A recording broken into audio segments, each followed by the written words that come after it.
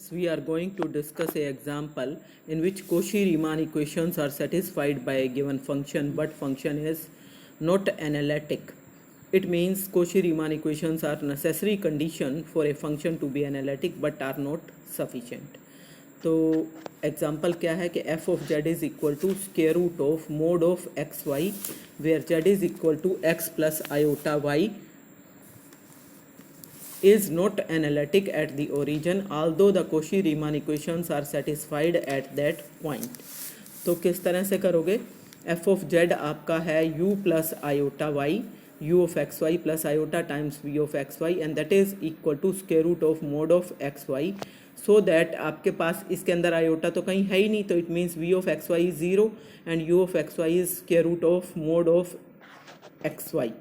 अब f of 0 0 means function की value 0 0 point पे as z approaches to 0 we have x approaches to 0 and y approaches to 0 और 0 0 point पे function की value यहाँ से आपके पास क्या आ जाएगी 0.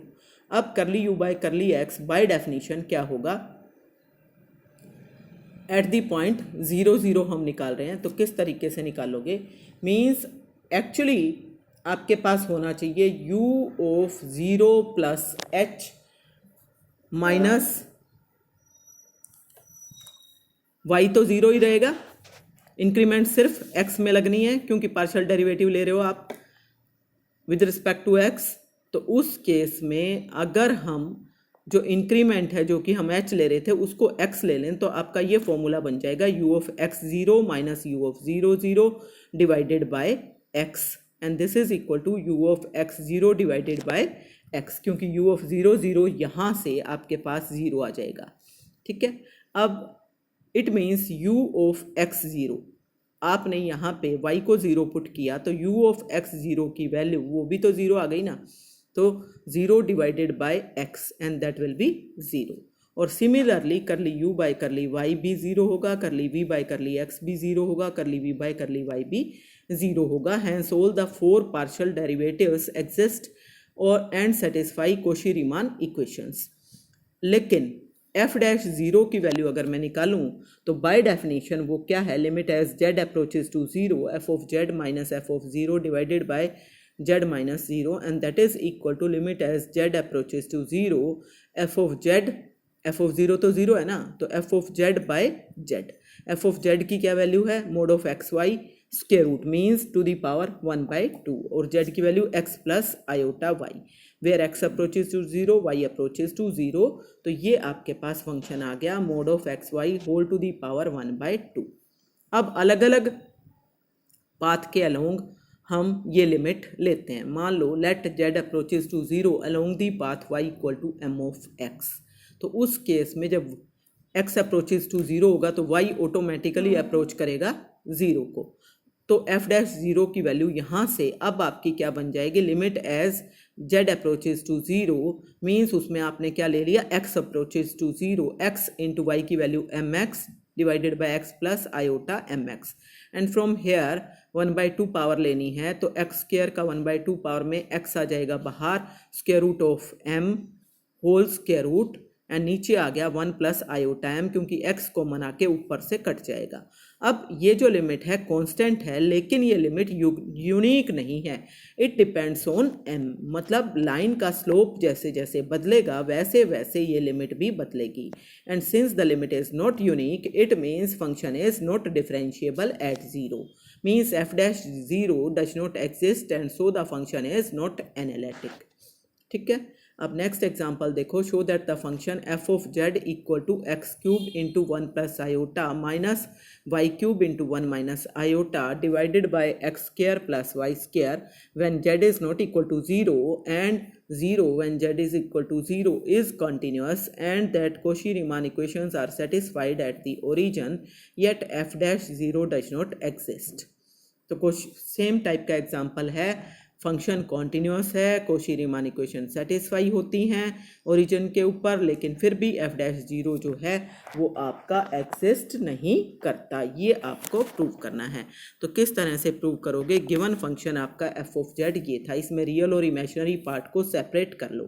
तो रियल पार्ट मीन्स यहाँ से एक्स क्यूब आया, यहाँ से माइनस वाई क्यूब आया और नीचे आ गया x square plus y square. Iota के कोफिशिएंट आपके यहाँ से एक्स क्यूब आएगा और यहाँ से माइनस माइनस प्लस होके यहाँ से आएगा प्लस वाई क्यूब और नीचे आएगा x square plus y square. तो this is of the type u plus iota v। So u की वैल्यू आपकी ये वाली आ गई और v की वैल्यू ये वाली आ गई, ठीक है ना। तो u और v की वैल्यू आपकी निकल गई। अब नेक्स्ट आपको क्या करना है, when z is not equal to 0 u and v are rational functions of x and y with non zero denominators. ये आपके पास अगर x और y जीरो ना हो तो u और v का डिनोमिनेटर भी जीरो नहीं होगा, मतलब फंक्शन डिफाइंड होगा। और क्योंकि ये फंक्शन रैशनल फंक्शन है, डिनोमिनेटर जीरो नहीं है, तो ये फंक्शन ऑटोमेटिकली कंटिन्यूस फंक्शन हो गए जब z नॉट इक्वल टू 0 है। अब 0 पे चेक करने के लिए to test the continuity of u and v at z equal to 0 change u and v in polar coordinates.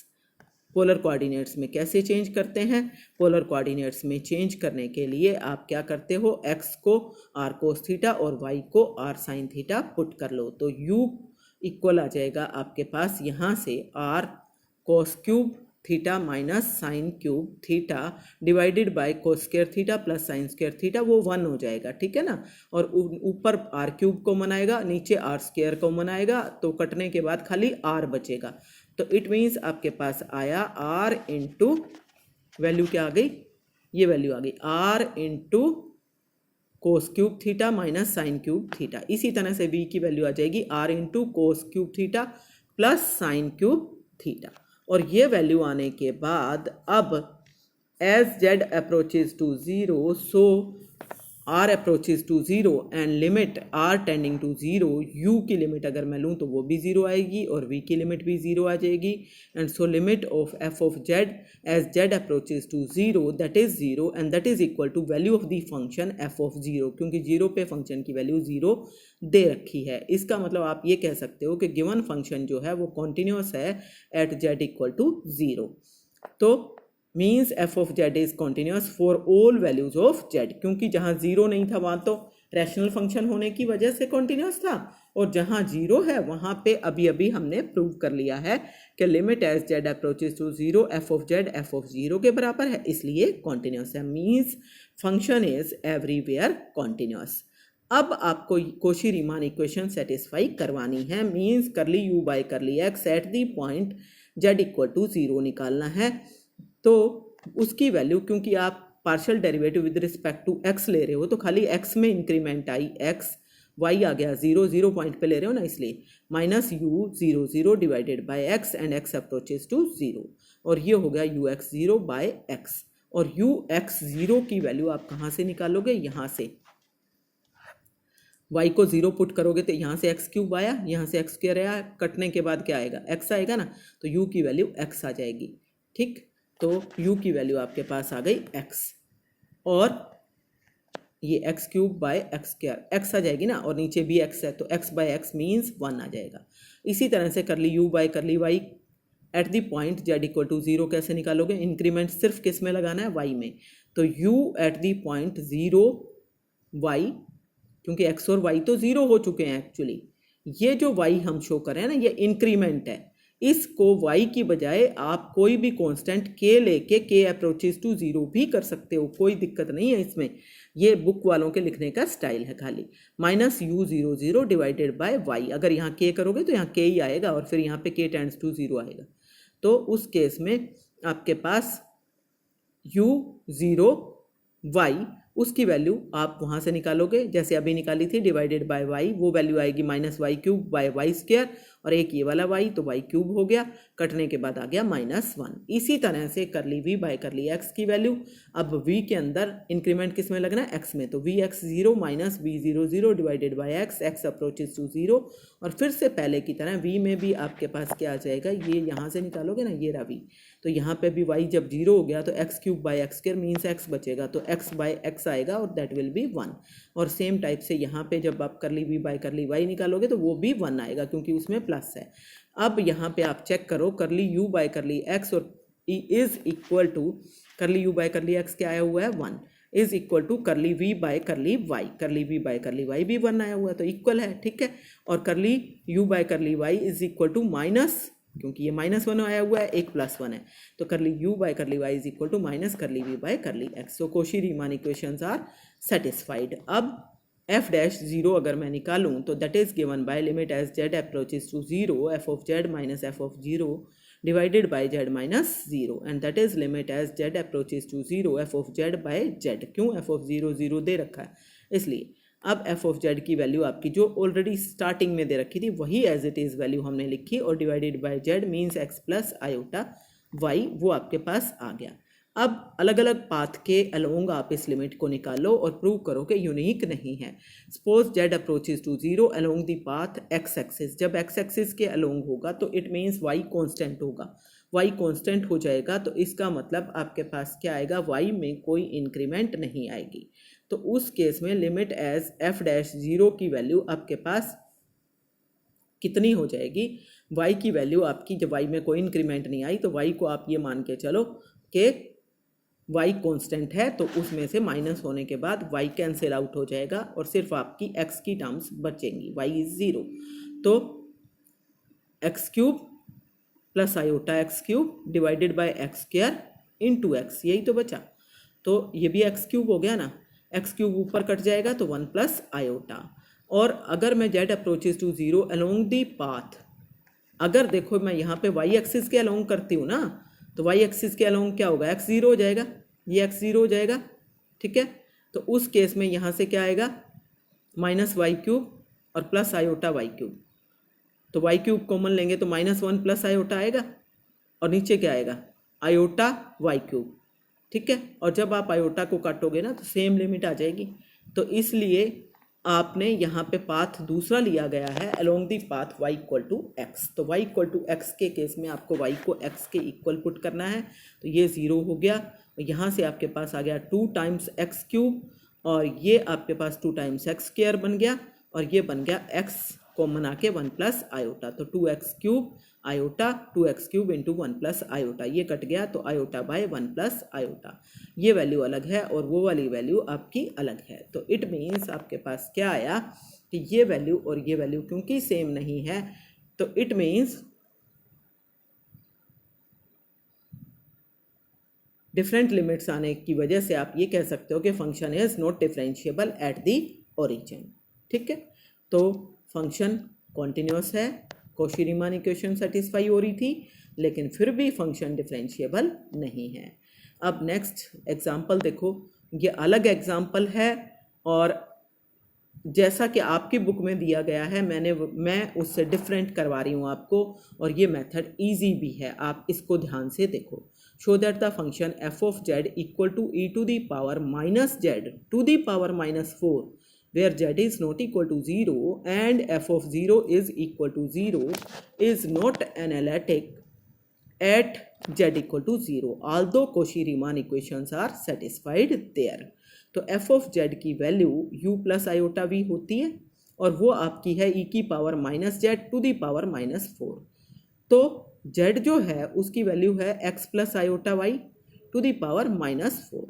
तो अगर यहाँ से सीधा मैं ux0 प्लस आयोटा vx0 निकालूं तो वो कैसे निकलेगा, y को 0 पुट कर दूं इसमें, तो y को 0 पुट करो इसमें ऊपर, तो आपका क्या हो गया, e की power -x to the power -4 हो गया। इसी तरह से u0y प्लस आयोटा 0y निकालना हो तो आपको इसके अंदर z वाली टर्म में x को 0 पुट करना पड़ेगा। तो x को 0 पुट करोगे तो e की पावर क्या आएगा, iota y to the power -4। Iota की पावर आप 4 ले लोगे या -4 ले लोगे, that will be 1, so that is -y to the power -4, ये आपके पास आ जाएगा। अब इस केस में 10 वी गेट ux0 की वैल्यू। अब इसको इससे कंपेयर किया, इसके अंदर कहीं आयोटा तो है ही नहीं, x की टर्म है, तो ये तो रियल हुआ ना सारा, ठीक है। तो इसका मतलब ux की वैल्यू क्या हो गई, e की power -x to the power -4 और vx0 क्या आ गया, वो तो 0 आ गया, आयोटा की टर्म ही नहीं थी। और u0y क्या आ गया, e to the power -y to the power -4 और क्योंकि यहाँ भी आयोटा की टर्म नहीं है, और v0y क्या आ गया, वो 0 आ गया। अब now at origin we get u x means curly u by curly x, जैसा अभी तक हम करते रहे हैं। Limit as x tending to zero हो जाएगा, u x zero minus u zero zero divided by x. U x zero की वैल्यू आपकी ये वाली थी e to the power minus x to the power minus 4 and divided by x. ठीक है, तो ये आपके पास हो गया limit as x tending to zero. ये क्योंकि पावर नेगेटिव में थी इसलिए इसको अगर मैं नीचे लाऊंगी तो पॉजिटिव पावर बनेगी और वो बन जाएगी x into e to the power, ये नेगेटिव पावर हो जाएगी 1 बाय एक्स की पावर 4। ठीक है ना, पहली बात, एक बार तो ये नीचे आई, एक माइनस तो तभी चला गया, और दूसरा ये एक्स की पावर माइनस 4 को हम कैसे लिख सकते हैं, 1 बाय एक्स की पावर 4 की तरह, तो e to the power 1 by x की पावर 4। अब ई की पावर एक्स की एक्सपेंशन होती है, x plus 1 plus x by 1 factorial plus x square by 2 factorial plus x cube by 3 factorial and so on. तो उस एक्सपेंशन को यहाँ लगाओगे तो ये 1 प्लस एक्स, एक्स की जगह 1 बाय एक्स की पावर 4 आया, plus 1 by 2 factorial, 1 by x square का स्क्वायर मीन्स 1 बाय एक्स की पावर 8 एंड सो ऑन। अब इस x को जब मैं यहाँ मल्टीप्लाई करूँगी तो ये हो जाएगा x प्लस 1 बाय एक्स की power 3 plus so on and so on. अब जब आपके पास x टेंडिंग टू जीरो लोगे तो ये आपके पास 0, 1 बाय 0, सारी नीचे की टर्म सारी क्या होंगी, इन्फिनिटी बन जाएगा ना, ये तो 1 बाय इन्फिनिटी क्या हो जाएगा 0 and therefore ux is 0 and similarly we can obtain uy 0, vx 0 and vy 0। thus Cauchy-Riemann equation satisfy हो गई, चारों पार्शियल ऑर्डर डेरिवेटिव 0 0 पे एग्जिस्ट भी कर रहे हैं, लेकिन हम ये शो करेंगे कि f of z is not continuous at origin. तो उसको कैसे प्रूव करें, उसके लिए limit as z approaches to 0 f of z, उसकी value limit as z approaches to 0 exponential of, जो कि फंक्शन गिवन था, minus z to the power minus 4। Let z approaches to 0 along the path z equal to r e to the power iota pi by 4। ठीक है, तो so that z approaches to 0 कब होगा, जब r approaches to 0 हो। तो ऊपर वाली लिमिट किसके बराबर आ जाएगी, limit as r approaches to 0 exponential of z की वैल्यू पुट कर दो, z की वैल्यू आपने ये वाली लिख दी r e to the power iota pi by 4। ठीक है ना, उसके आगे आ गया माइनस, क्योंकि माइनस है ना यहाँ पे, और उस पूरे की पावर आई -4, पूरे की पावर -4 लोगे तो माइनस r की पावर -4, और यहाँ पे इसकी पावर -4 हुई तो 4 से 4 कटेगा तो माइनस आयोटा पाई, यही आएगा ना। अब e की power iota pi minus iota pi क्या हो जाएगा, ये हो जाएगा cos of iota pi minus iota time sine of iota pi, यही तो बनेगा, सॉरी ये बनेगा आपके पास cos pi minus iota time sine pi, और कोस पाई क्या होगा -1 और साइन पाई क्या होगा 0, तो इसलिए इसकी वैल्यू आपकी क्या आएगी -1 आएगी। तो इसकी वैल्यू -1 हो गई, ये तो यहीं खत्म हो गया। फिर r approaches to 0 exponential of r to the power -4 means इसको अगर मैं खोलूँ तो 1 बाय r की पावर 4 बनेगा ना, और एक्सपोनेंशियल मतलब e की पावर में जाएगा, एंड r अप्रोचेज टू 0, अगर आपने r को 0 पुट किया तो e की पावर इन्फिनिटी बन गया, and that is infinity, so limit does not exist. तो जब आपके पास f ऑफ z की limit as z approaches to 0 ही एग्जिस्ट नहीं करती तो इसका मतलब f of z is not continuous at 0, और जब कॉन्टिन्यूस ही नहीं है तो डिफरेंशिएबल होने का तो सवाल ही पैदा नहीं होता। It means function is not differentiable at 0 and hence f of z is not analytic at 0 although Cauchy-Riemann equations are satisfied at the point 0। तो ऐसे हमने बहुत सारे एग्जाम्पल्स डिस्कस किए इस वीडियो में, जिन सब में फंक्शन जो है वो Cauchy-Riemann इक्वेशंस को तो सेटिस्फाई करता है लेकिन उसके बावजूद फंक्शन डिफरेंशिएबल नहीं है। नेक्स्ट वीडियो में हम सफिशिएंट कंडीशन को डिस्कस करेंगे कि कौन सी कंडीशन सफिशिएंट रहेगी कि फंक्शन एनालिटिक बन जाए। ओके।